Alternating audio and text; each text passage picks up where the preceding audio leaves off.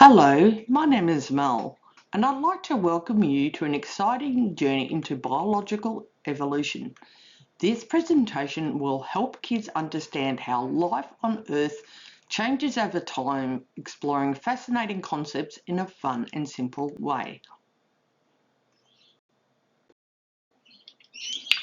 We will learn what biological evolution means, how life began and changed, the roles of genes and mutations, the survival battles between predators and prey, and how scientists study family trees of life. We will also explore major events in evolution and see how evolution is happening all around us today.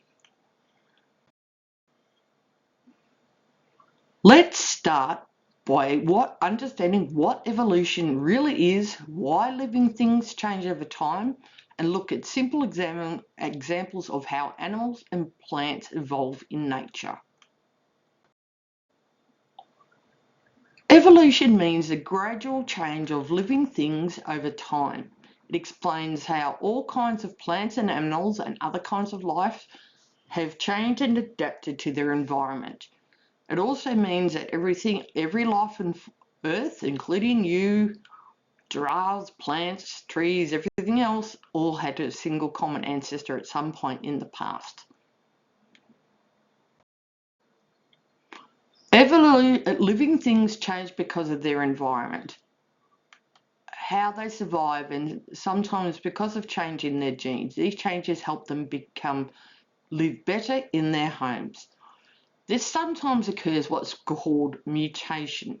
There's DNA that sometimes mutates, and these mutations, if they help the species survive, they will be improved on and go from there, okay? Examples like how giraffes got long necks or how some butterflies change colour show how evolution works. These changes happen slowly but help animals and plants survive.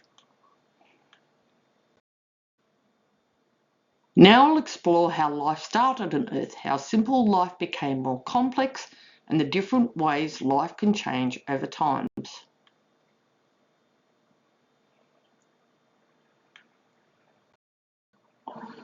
Life began with tiny, simple cells in the ocean billions of years ago. The earliest forms of life were probably about 4 billion years, roughly.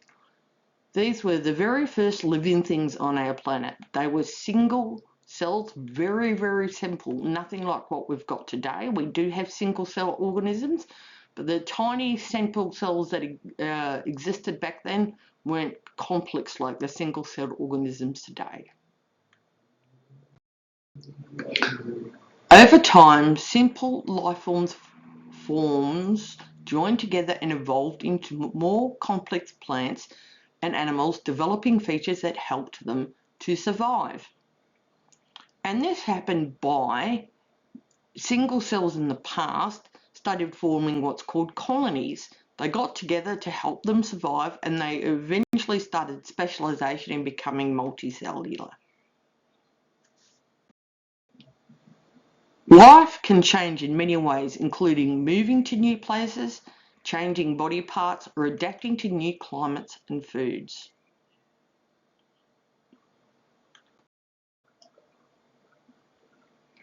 Genes are tiny sort of instructions inside every living being that tell it how to grow and work.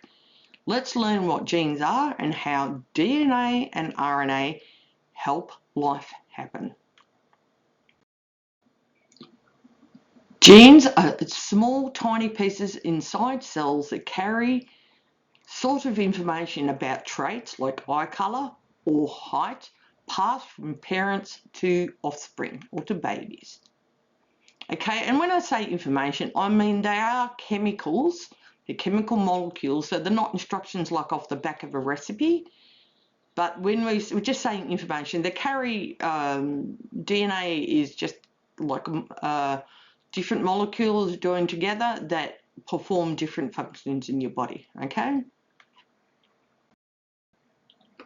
DNA is sort of like a recipe book that holds all the instructions needed to build and run plants, animals, and people. Okay, and when we're saying this, we're trying to like this to something we understand, but it's not really like a recipe. Okay, DNA and RNA formed naturally and they mutate naturally, and that can change people's characteristics and it can change how they look or how something looks or so how what something is able to do and so on like that. And in every like when species have offsprings, each offspring is a little bit different depending if they've got one parent or two, because not all life have two parents, right? Some only have one. And all life, the changes in offspring can be subtle or large depending, because each offspring changes in different ways. And some things are going to help some offspring, like if they've got slightly longer claws to dig, to get more like food or to hide from predators, then that offspring is much more likely to survive and have offspring down the track. That's how it works, okay?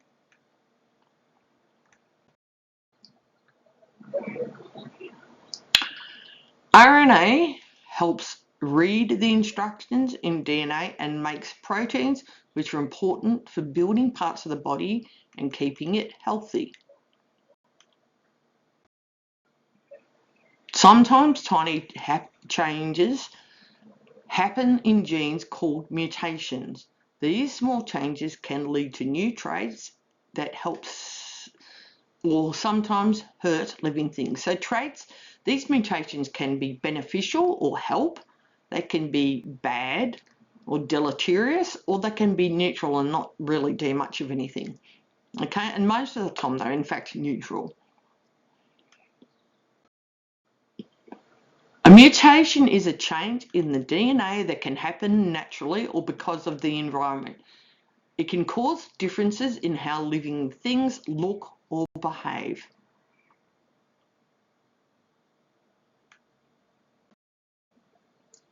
Mutations can happen when cells copy DNA from things like sunlight or chemicals. Most mutations don't cause big problems, and some can be helpful. Some butterflies have mutations that change their colours, helping them hide from predators. Similarly, mutations can give plants new colours or shapes.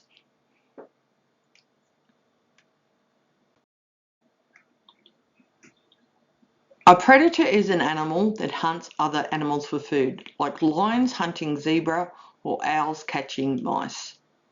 Okay, so the mice would be the prey and the owls would be the predator. Predator and prey both change through evolution. Predators get better at hunting and prey get better at escaping or hiding.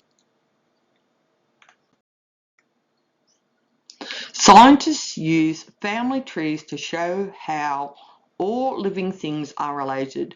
We'll discover what clades are and how phylogenetics helps us understand evolution.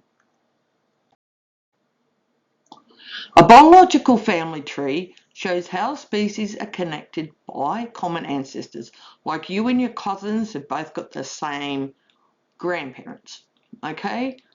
And you and if your grandparents are, and their grandparents had, so everyone that's connected by common ancestors. All life on Earth is in fact connected by a distant past common ancestor. And this is sort of like a family tree. It's like a human family tree that traces relationships amongst relatives.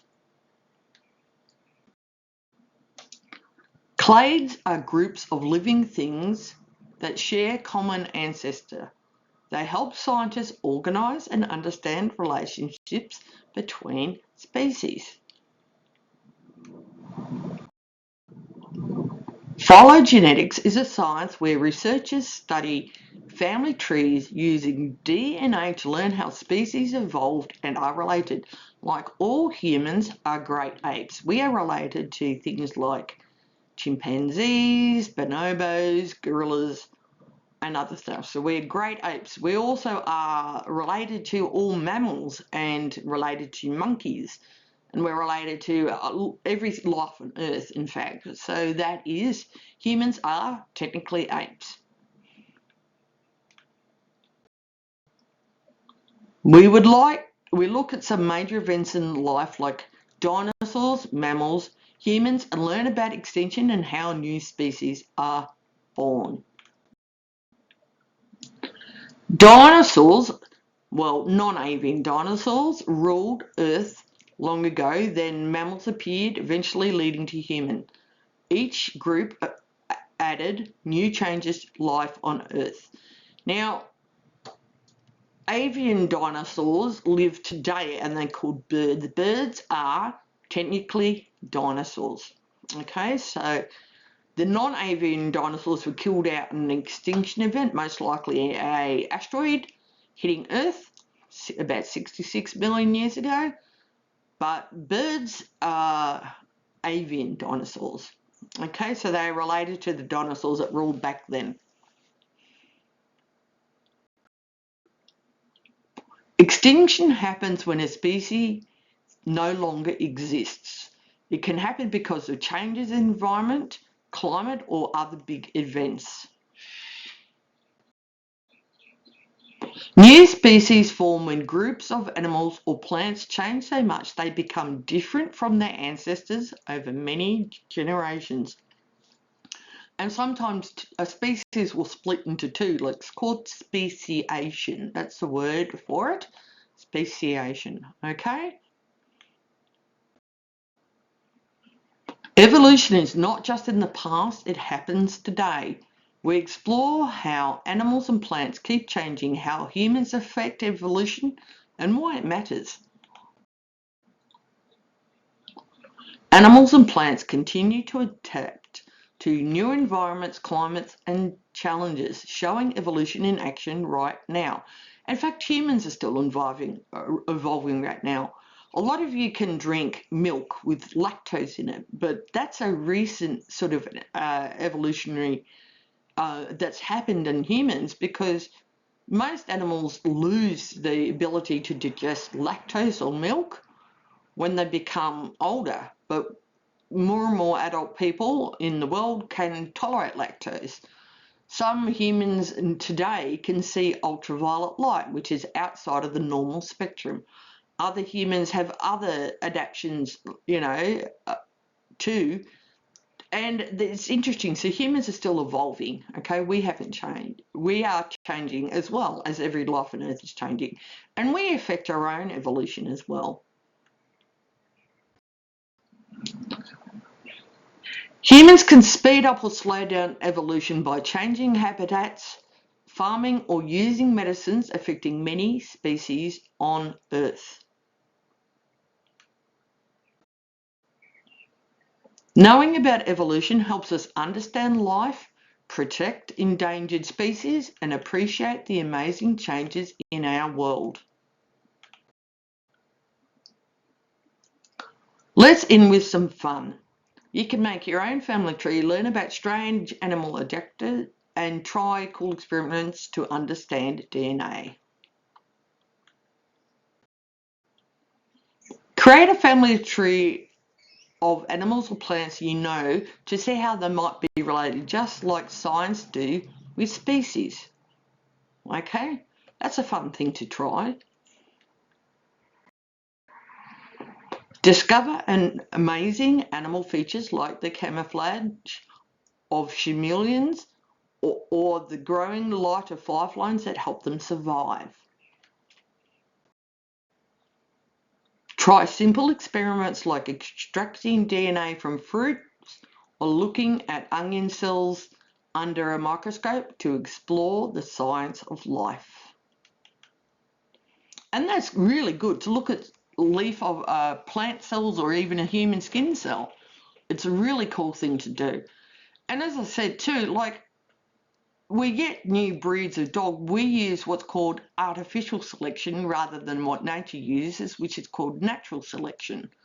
Okay, so we artificially use on animals and plants ourselves to decide what sort of traits we want and other traits we don't. So we use artificial, in pretty much all the crops we have now, we've used artificial selection on all of them, even if that's not, we didn't know that's what we were doing. And like pretty much all of domesticated animals, we use artificial selection there as well. Okay. Biological evolution is an incredible story of life changes over time. By understanding evolution, we can appreciate the diversity of life and how all creatures and animals are connected. And thank you for your time. This is just a primer for children, but this is interesting and it's important to know where we come from. Thank you.